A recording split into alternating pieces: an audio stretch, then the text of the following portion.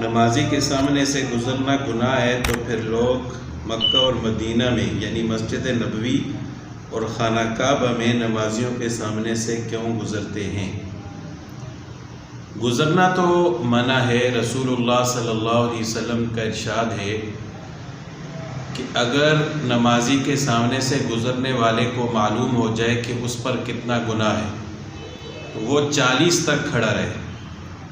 اب اس حدیث میں یہ وضاحت نہیں ہے کہ 40 سے کیا مراد ہے، 40 دن، 40 مہینے یا 40 ہفتے، لیکن اگر 40 دن بھی ہوں کم از کم تو پھر بھی آپ اس بات سے اندازہ لگائیں کہ نمازی کے سامنے سے گزرنا کتنا بڑا گناہ ہے، کہ اگر کسی کو معلوم ہو جائے کہ کتنا گناہ ہے تو 40 دن یا 40 مہینے یا 40 سال وہ کھڑا رہے لیکن نمازی کے سامنے سے وہ کبھی نہیں گزرے گا۔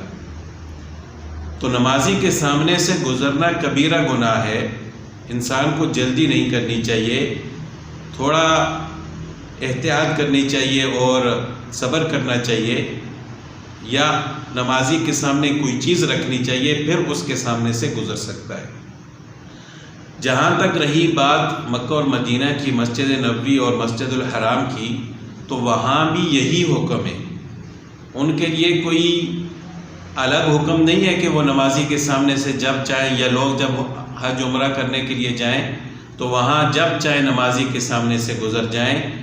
یہ ہر جگہ کے لیے حکم ہے کہ نمازی کے سامنے سے گزرنا جائز نہیں ہے، گناہ کبیرہ ہے۔ اب وہاں پر جو لوگ گزرتے ہیں اس کی وجہ یہ ہے کہ وہاں بعض اوقات رش اتنا زیادہ ہوتا ہے کہ بچنا ممکن نہیں ہوتا، یعنی نمازی کے سامنے سے گزرنا جو ہے وہ ضروری ہو جاتا ہے، بچنا ممکن ہی نہیں ہے۔